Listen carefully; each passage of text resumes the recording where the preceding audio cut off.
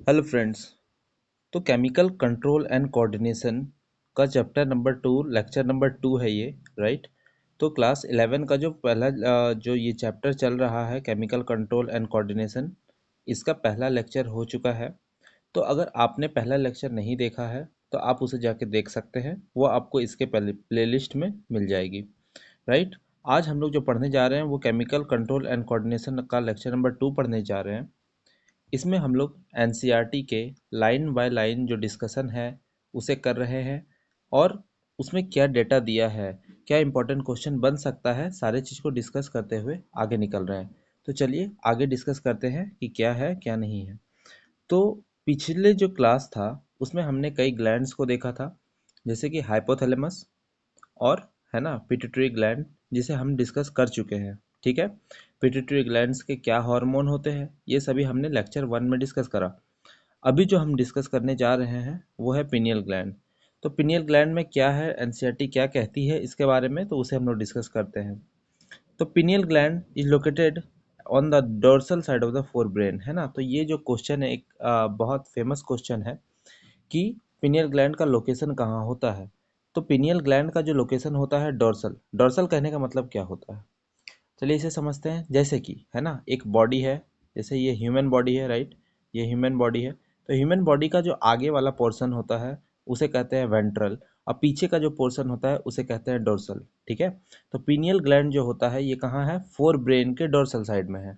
ठीक है, जो पिनियल जो होती है ये क्या सेक्रेट करती है, एक हार्मोन सेक्रेट करती है जिसे क्या कहते हैं, मेलाटोनिन के नाम से जानते हैं।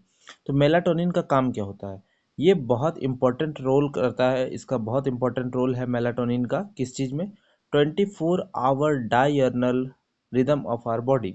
मतलब हमारा सोना, राइट। रात होती है तो हमें नींद लगता है, नींद क्यों लगता है, अगर इस क्वेश्चन का अगर आंसर हम खोजने जाएं तो हमें पता चलेगा कि नींद लगने के पीछे जो हार्मोन है वो है मेलाटोनिन, जो कि पिनियल ग्लैंड से इन्फ्लुएंस्ड होती है, राइट। तो ये जो सुबह हमें उठना है ना, दिन में जागना, रात में सोना, ये सारा का सारा चीज़ किससे कंट्रोल होता है, तो पिनियल ग्लैंड से कंट्रोल होता है। ठीक है, for example it helps in maintaining normal rhythm of sleep wake cycle. तो वही है स्लीप वेक साइकिल को का नॉर्मल रिदम, है ना, जो मतलब रोज हम लोग करते आ रहे हैं उसको मेंटेन करने का काम इसका है। सेकंड वर्क इसका क्या है, बॉडी टेम्परेचर।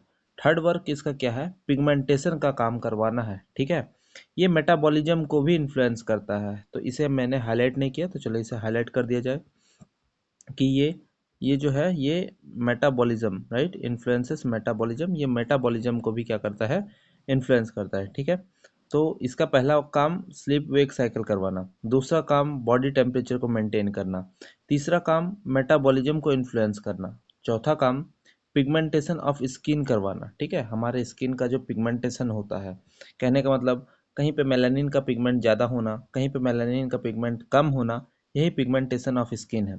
पांचवा काम इसका मेंस्ट्रुअल साइकिल में है। ठीक है, और छठा काम हमारा डिफेंस कैपेबिलिटी में है। तो कहने का मतलब ये हुआ कि इसका अगर मैं बात करूं तो यहाँ पे कितने काम है, लगभग 6 काम है। ठीक है, ये जो 6 काम है ये इम्पॉर्टेंट है, इसे कम से कम है ना हमें याद रखना चाहिए। वो इसलिए क्योंकि जब है ना स्टेटमेंट वाइज क्वेश्चन बनता है तो इसके, जैसे कि पिनियल ग्लैंड है तो इसके कम से कम 5 या 6 फंक्शन दे दिया जाएगा आपको। ठीक है, और बोलेगा how many of them are correct, right. तो अगर आपको नहीं पता रहेगा कि इनका 6 फंक्शन है, 1 2 3 4 5 6, है ना, तो आप वहाँ पे कंफ्यूज हो जाएंगे। सिंस आप कंफ्यूज हो जाएंगे तो मुश्किल हो जाएगा उसे बनाना क्वेश्चन को, तो ये हमें सीधा ही याद रखना चाहिए।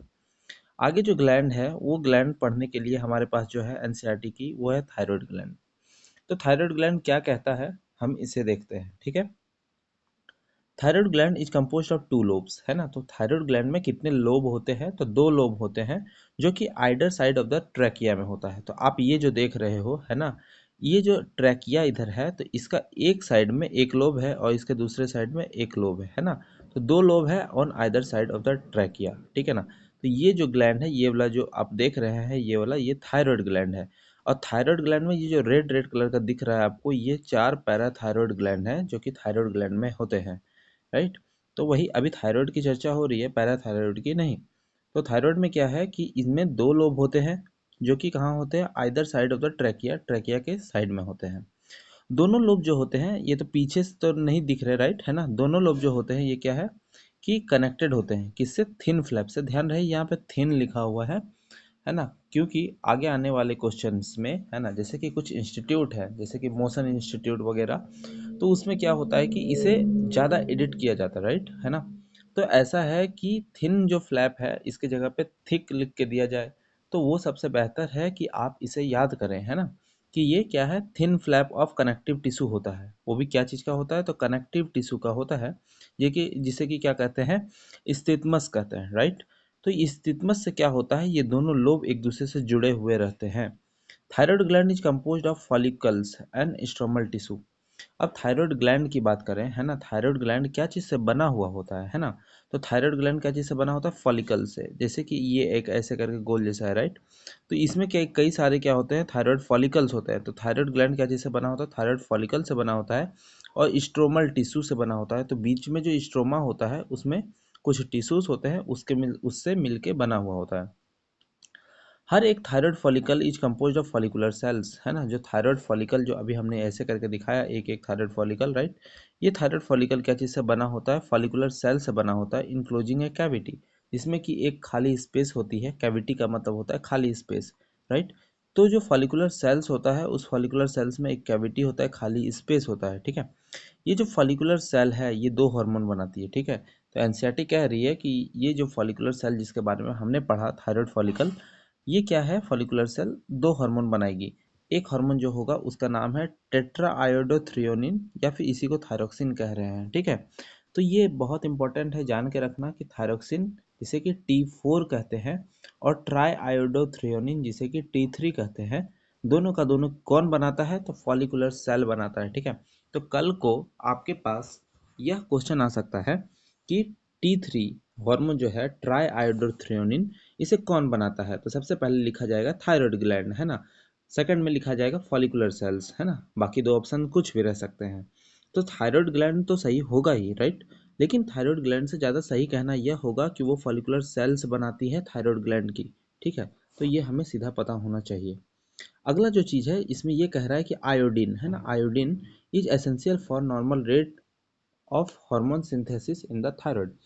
कह रहा है अगर थायराइड को सही सही हार्मोन बनाना है तो उसके लिए आयोडीन की आवश्यकता एकदम बहुत ही ज़रूरी है, ठीक है। आयोडीन की अगर कमी पड़ जाती है तो थायराइड ग्लैंड जो होता है यह हार्मोन बनाने में, है ना, उतना अपना 100% एफिशिएंसी नहीं दिखा पाता है, जिसकी वजह से कई डिफिशियंसी होने लगती है, राइट। देखिए क्या लिखता है कि deficiency of iodine in our diet result in hypothyroidism, ठीक है। अगर आयोडीन की कमी हो जाती है, राइट, हमारे बॉडी में, तो क्या होगा कि थायराइड ग्लैंड सही से काम नहीं करेगा। इसका डिफिशियंसी होने से, सही से काम नहीं करने से हमें एक प्रॉब्लम होने लगती है जिसे कहते हैं हाइपोथायरॉयडिज्म। अगर enlargement of the thyroid gland, है ना, and enlargement of the thyroid gland commonly called goitre होने लगता है, राइट। तो उसके बाद देखते हैं क्या लिखता है कि ये जो हाइपोथायरॉयडिज्म है अगर यह प्रेगनेंसी के समय हो गया, राइट, तो ये भी एक one of the favourite questions होती है ना, ये थायराइड ग्लैंड वाला, कि प्रेगनेंसी के समय जो होता है थायराइड हाइपोथायरॉयडिज्म, इसमें क्या क्या सिम्टम्स देखने को मिलते हैं या फिर क्या क्या मतलब, है ना, उसका कंसिक्वेंसेस होता है ना, कि उसके वजह से क्या होता है। तो अगर प्रेगनेंसी के समय हाइपोथायरॉयडिज्म हो जाए, है ना, तो क्या होता है, स्टंटेड ग्रोथ होते हैं, है ना, जिसे कि क्रेटिनिज्म कहते हैं। तो ये भी एक याद करने वाली चीज़ है कि स्टंटेड ग्रोथ को क्या कहते हैं, क्रेटिनिज्म कहते हैं। बच्चे में मेंटल रिटार्डनेस देखने को मिलता है, ठीक है ना। बच्चे में क्या देखने को मिलता है, मेंटल रिटार्डेशन देखने को मिलता है बच्चे में। लो इंटेलिजेंट कोइसेंट, है ना, मतलब जो बच्चे जो होंगे, राइट, प्रेगनेंसी के वक्त हाइपोथायरॉयडिज्म होने से जो बच्चे होंगे उनका जो दिमागी क्षमता होगा उतना बढ़िया नहीं होगा, ठीक है। एबनॉर्मल स्किन होगा, ठीक है, डीफ म्यूटिज्म करके प्रॉब्लम जो हो जाती है उन सभी में, ठीक है ना। अगर एडल्ट वोमेन में हाइपोथायरॉयडिज्म हो, है ना, may cause menstrual cycle to become irregular.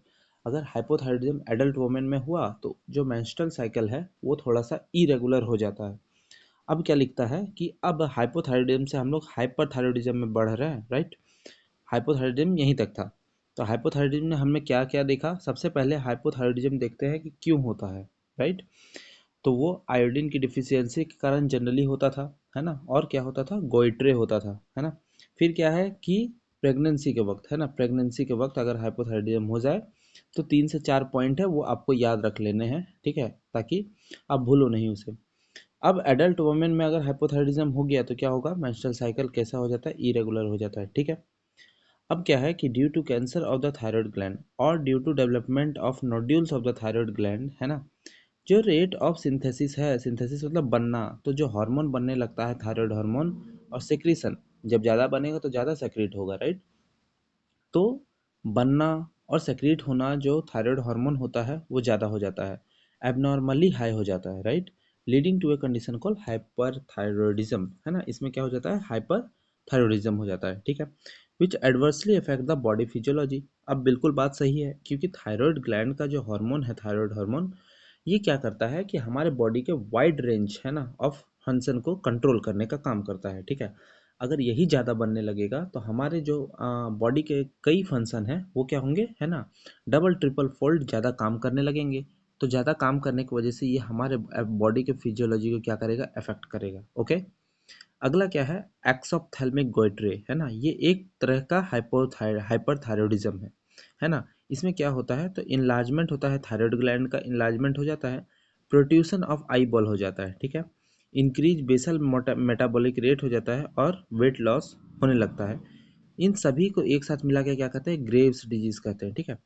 अब ध्यान रहे कि बेसल मेटाबॉलिक रेट जो होता है इसे हम लोग बी एम आर भी कहते हैं, राइट। ये B M R basal metabolic rate short form में कहते हैं, तो ये आपको ध्यान में होना चाहिए, ठीक है। तो ग्रेव्स डिजीज में क्या क्या होता है, तो आपको ये सब में ध्यान होना चाहिए कि भैया ग्रेव डिजीज में ये सब चीज़ होता है, इनलार्जमेंट ऑफ थायराइड ग्लैंड होगा, प्रोट्यूशन ऑफ आईबॉल हो जाएगा, इंक्रीज्ड बीएमआर हो जाएगा और वेट लॉस हो जाता है, ठीक है ना। अब अगला है यहाँ से, है ना, हम लोग क्या पढ़ रहे हैं कि thyroid hormone play an important role in regulation of basal metabolic rate. तो बीएमआर, हमारे बॉडी का जो बीएमआर है उसको कंट्रोल करने का काम किसका है, थायराइड हार्मोन का है। तो अब जो यहाँ पे हम लोग पढ़ रहे हैं वो क्या है, थायराइड हार्मोन का काम क्या है, राइट। तो काम इसका क्या है, सबसे पहले कि regulation of basal metabolic rate करेगा। ये क्या करेगा, आरबीसी का फॉर्मेशन भी करेगा, है ना। आरबीसी का फॉर्मेशन को हम लोग क्या कहते हैं, एक वर्ड से हम लोग जानते हैं, उसको कहते हैं इरिथ्रो,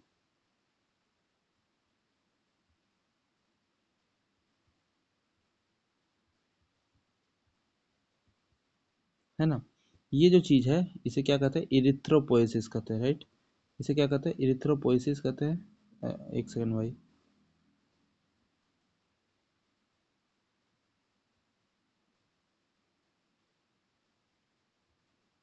है ना, इरिथ्रोपोएसिस कहते हैं, ठीक है। तो ये आरबीसी का जो ये हो गया, ये जो आरबीसी का जो फॉर्मेशन होता है इसे क्या कहते हैं, आरबीसी फॉर्मेशन, इसे इरिथ्रोपोएसिस कहते हैं। तो ये आपको ध्यान में होना चाहिए, ठीक है। कहीं कहीं आरबीसी का फॉर्मेशन नहीं लिख के देगा, वो सीधा क्या दे देता है, इरिथ्रोपोएसिस दे देता है। तो इरिथ्रोपोइसिस मतलब आरबीसी का फॉर्मेशन, तो ये इसको सपोर्ट करता है, ठीक है। थर्ड नंबर में क्या लिखता है कि thyroid hormone control the metabolism of carbohydrate, protein and fat, ठीक है। तो थायराइड हार्मोन जो होता है ये कार्बोहाइड्रेट, है ना, प्रोटीन, फैट, इसका क्या करता है, मेटाबॉलिज्म को भी कंट्रोल करने का काम करता है।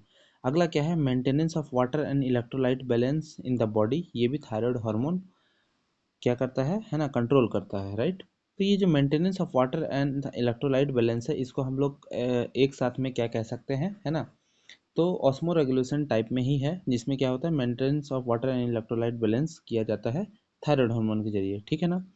अगला क्या है कि थायराइड ग्लैंड सेक्रेट है प्रोटीन हार्मोन। तो थायराइड ग्लैंड अभी तक हमने क्या पढ़ा कि दो हार्मोन बना रहा है, एक थायराइड ग्लैंड T3 बना रहा है, एक थायराइड ग्लैंड T4 बना रहा है। इसी को हम लोग थायरोक्सिन कह रहे हैं, ठीक है ना। इसके साथ साथ थायराइड ग्लैंड अभी हम लोग देख रहे हैं एक प्रोटीन वाला हार्मोन बना रहा है जिसका नाम क्या है, थायरोकैल्सिटोनिन, राइट। थायरोकैल्सिटोनिन का काम क्या है, थायरोकैल्सिटोनिन का काम है कि ये हमारा ब्लड का कैल्शियम लेवल को रेगुलेट करता है, ठीक है। कैसे रेगुलेट करता है, ये अगला पैराथायरॉयड ग्लैंड जो हम लोग पढ़ने जा रहे हैं उसमें दिया गया है, ठीक है ना। तो हम लोग इसको पढ़ते चलिए देखते हैं। तो ह्यूमंस में क्या है, 4 पैराथायरॉयड ग्लैंड होते हैं, ठीक है। और कहाँ होते हैं, तो back side of the thyroid gland पे होते हैं। तो जो हमने फोटो देखा था या फिर इमेज देखा था वहाँ पे हम लोग आते हैं, चलिए देखिए। ये पीछे वाला जो चीज़ है, ये वाला चीज़, ये क्या है ना, ये वाला चीज़ जो है, ये वाला, ये क्या है, थायरॉयड ग्लैंड, ठीक है ना। और थायरॉयड ग्लैंड का ये पीछे का स्ट्रक्चर में 4 क्या है, पैराथायरॉयड ग्लैंड लोकेटेड होते हैं, ठीक है ना। तो ये जो 4 पैराथायरॉयड ग्लैंड लोकेटेड होते हैं उसी के बारे में यहाँ पे डिस्कस किया जा रहा है कि ह्यूमंस में 4 पैराथायरॉयड ग्लैंड बैक साइड में होते हैं, किसके? थायराइड ग्लैंड के। 1 pair each in the 2 lobes of the thyroid gland. तो थायराइड ग्लैंड जैसे ऐसे करके स्ट्रक्चर है, राइट। तो इस स्ट्रक्चर में क्या है कि इसका 2 लोब है, राइट, है ना। ये इधर से इसका एक लोब यहाँ पे, एक लोब यहाँ पे है ना। इस लोब में यहाँ पे 2 और यहाँ पे 2, है ना। लेफ्ट साइड में 2 और राइट साइड में 2 क्या है कि, है ना, पैराथायरॉयड ग्लैंड प्रेजेंट होते हैं। तो पैराथायरॉयड ग्लैंड का काम क्या है? ये एक पेप्टाइड हार्मोन बनाता है जिसका नाम है पैराथायरॉयड हार्मोन, या फिर शॉर्ट फॉर्म में पीटीएच, है ना। Secretion of PTH is regulated by circulating level of calcium ion. कहने का मतलब है कि हमारे बॉडी में कैल्शियम आयन की जिस जिस प्रकार, है ना, कंसंट्रेशन होगी, उसी प्रकार से ये पैराथायरॉयड हार्मोन निकलेंगे, है ना। अभी देखेंगे कैसे निकलेंगे, एक बार देख लेते हैं पहले। उसके बाद क्या है, parathyroid hormone increases the calcium level in the blood.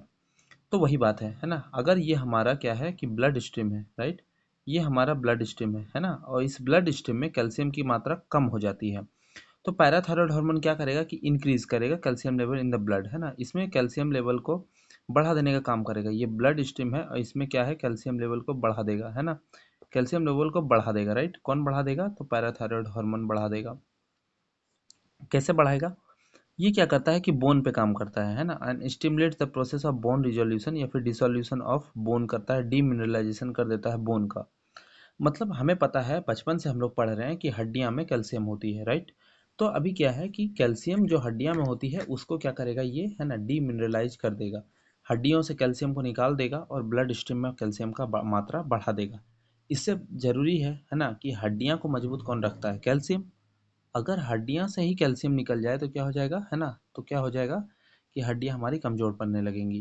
तो वही है, parathyroid hormone stimulate the reabsorption of calcium by the renal tubule and increases the calcium absorption from the digested food. अभी ऐसा है कि डाइजेस्टेड जो फूड हो रहा है, फूड जो डाइजेस्ट हो रहा है हमारे अंदर, है ना, उसमें भी कहीं कहीं कैल्शियम है। तो ये जो ग्लैंड है, ये जो हार्मोन प्रोड्यूस हो रहा है पैराथायरॉयड हार्मोन, ये वहाँ से भी क्या करेगा कि कैल्शियम को, है ना, कैल्शियम को क्या करेगा, है ना, Ca2+ जो कैल्शियम आयन है, इस कैल्शियम को वहाँ से भी रीअब्जॉर्ब कर लेगा, ठीक है। एब्जॉर्प्शन वहाँ से भी हो जाएगा डाइजेस्टेड फूड से, है ना, और ब्लड में कैल्शियम का मात्रा बढ़ जाएगा, है ना। इसीलिए ये पैराथायरॉयड हार्मोन क्या है, एक हाइपर कैल्शियमिक हार्मोन है। ये ब्लड में कैल्शियम लेवल को बढ़ा देता है, ठीक है। अलोंग विथ टीसीटी, मतलब थायरोकैल्सिटोनिन जो है, उसके साथ साथ ये एक सिग्निफिकेंट रोल प्ले करता है calcium balance in the body बना के रखने के लिए, ठीक है। हमारे बॉडी में कैल्शियम का बैलेंस बना रहे, उसके लिए 2 हार्मोन है। एक हार्मोन है टीसीटी, राइट, थायरोकैल्सिटोनिन, जो कि प्रोटीनेशियस हार्मोन था, और दूसरा हार्मोन है पीटीएच, पैराथायरॉयड हार्मोन, राइट, जो जिसके बारे में अभी हम लोग ने यहाँ पे पढ़ा था, ठीक है ना। तो अगला जो ग्लैंड हम लोग पढ़ने जा रहे हैं, अगला ग्लैंड वो क्या है, थाइमस ग्लैंड है, ठीक है ना। थाइमस जो ग्लैंड है ये एक लोब्यूलर स्ट्रक्चर होता है, राइट। थाइमस ग्लैंड क्या होता है, एक लोब्यूलर स्ट्रक्चर होता है, जो कि lungs and behind the sternum on the ventral side of the aorta होता है, ठीक है ना। तो लोब्यूलर स्ट्रक्चर मतलब लोब्यूल से बना हुआ, है ना, एक लोब्यूल, 2 लोब्यूल, है ना, इसका लोब्यूल होता है, right. And between the lungs होता है, लंग्स के बीचों बीच ये प्रेजेंट होता है। बिहाइंड द स्टर्नम, कहने का मतलब है कि स्टर्नम जो हमारा है, स्टर्नम जो ऐसे करके जो mid line of the thorax में स्टर्नम होता है, उसके पीछे होता है, राइट। और क्या है ना, और क्या है, ventral side of the aorta में प्रेजेंट होता है। तो ये जो लोकेशन है, ये जो यहाँ पे हमने पढ़ा, ये चीज़ ये बहुत इंपॉर्टेंट है, ये आपको याद रहना चाहिए, है ना। क्योंकि कई टेस्ट सीरीज में यहाँ से सीधा सीधा क्वेश्चन पूछा जाता है कि थाइमस ग्लैंड कहाँ लोकेटेड होता है, राइट। तो ये लोकेटेड होता है लंग्स में, behind the sternum on the ventral side of the aorta. सीधा सीधी याद लाइन रखना है हमें, ठीक है ना। Thymus play a major role in the development of the immune system. तो थाइमस का काम क्या है ना, ये थाइमस ग्लैंड जो है, इसका काम क्या है, इसका काम है कि ये डेवलपमेंट ऑफ इम्यून सिस्टम, हमारा इम्यून सिस्टम जो होता है उसको डेवलप करने का काम इसका है, थाइमस ग्लैंड का है। This gland secrete a peptide hormone called thymosin, ठीक है। तो ये जो ग्लैंड है, ये एक हार्मोन बनाता है, पेप्टाइड हार्मोन, जिसको क्या कहते हैं, थाइमोसिन कहते हैं। थाइमोसिन का काम क्या है कि ये क्या करेगा कि डिफ्रेंसिएशन ऑफ टी लिम्फोसाइट करेगा। कहने का मतलब है कि टी लिम्फोसाइट जो होता है ये इमेच्योर होता है पहले, राइट। तो इसको मैच्योर बनाने के लिए इसी हार्मोन का जरूरत है ना, जो कि थाइमस ग्लैंड प्रोड्यूस करता है, थाइमोसिन का जरूरत है। अगर थाइमोसिन रहेगा तो इमेच्योर टी लिम्फोसाइट मैच्योर हो जाएगा, मैच्योर टी लिम्फोसाइट में कन्वर्ट हो जाएगा, है ना, which provide cell mediated immunity, ठीक है। तो अभी जब हम लोग क्लास 12 में जाएंगे, जो चैप्टर पढ़ेंगे ह्यूमन हेल्थ एंड डिजीज, वहाँ पे हम टी लिम्फोसाइट के बारे में पढ़ते हैं। वहाँ ये पढ़ते हैं कि T lymphocyte cell mediated immunity देता है, राइट। तो उसी लिए क्या है कि T lymphocyte cell mediated immunity यहाँ भी देगा, जब वह क्या हो जाएगा, मैच्योर हो जाएगा, डिफरेंशिएट हो जाएगा, ठीक है। साथ साथ में thymosin also promote production of antibodies to provide humoral immunity, ठीक है। तो ह्यूमरल इम्यूनिटी कहने का मतलब क्या है, ऐसा इम्यूनिटी है ना जो कि ब्लड में, मतलब जो होता है एंटीबॉडी हमारे ब्लड में प्रेजेंट होते हैं और उसके जरिए हमें इम्यूनिटी की है ना फ़ायदा मिलता है, ठीक है ना। तो जो ब्लड से रिलेटेड है हमारा, ये क्या कहते हैं, एंटीबॉडी वगैरह, इसीलिए इसे कहते हैं ह्यूमरल इम्यूनिटी। तो ये इसको भी क्या करेगा, प्रमोट करेगा, कौन करेगा, थाइमोसिन। थाइमोसिन मतलब ह्यूमरल इम्यूनिटी को भी प्रमोट करता है। कहने का मतलब हुआ कि ये जो हमारा बी लिम्फोसाइट है, हमारा टी लिम्फोसाइट है ना, उसको भी बनाने का काम करता है, राइट ना। अभी क्या है कि thymus is degenerated in the old individual. जो ओल्ड इंडिविजुअल होते हैं उसमें क्या होता है, थाइमस क्या होता है ना, डीजेनरेट हो जाता है, right. Resulting in decreased production of thymosin, जिसके वजह से थाइमोसिन का प्रोडक्शन क्या हो जाता है, कम हो जाता है। As a result immune response of old person becomes weak, है ना। तो जब व्यक्ति बूढ़ा होने लगता है तो क्या होता है, जैसे जैसे एज बढ़ते रहता है, ये थाइमस ग्लैंड डीजनरेट होते रहता है, राइट। तो थाइमस ग्लैंड जैसे जैसे डीजनरेट होते रहेगा, है ना, ये थाइमोसिन कम बनाने लगेगा, है ना। थाइमोसिन जैसे जैसे कम बनेगा तो जो टी लिम्फोसाइट है ये उतना ज़्यादा मैच्योर नहीं होएगा, ठीक है। जब ये उतना ज़्यादा मैच्योर नहीं होएगा तो क्या होगा फिर, है ना, तो इम्यूनिटी ऑटोमेटिकली डाउन होने लगेगा। साथ साथ में ह्यूमरल इम्यूनिटी जो है, यहाँ पे हमारा जो एंटीबॉडीज़ वगैरह हैं ये भी नहीं बनेंगे सही से, राइट। तो जब सही से सब चीज़ काम नहीं करेगा तो बॉडी, है ना, इन्हें क्या हो जाता है कि कैपेबल उतना नहीं होता है, राइट, अपने आप को प्रोटेक्ट करने के लिए। इसीलिए क्या होता है कि इम्यून सिस्टम ओल्ड पर्सन का क्या हो जाता है, वीक हो जाता है ना।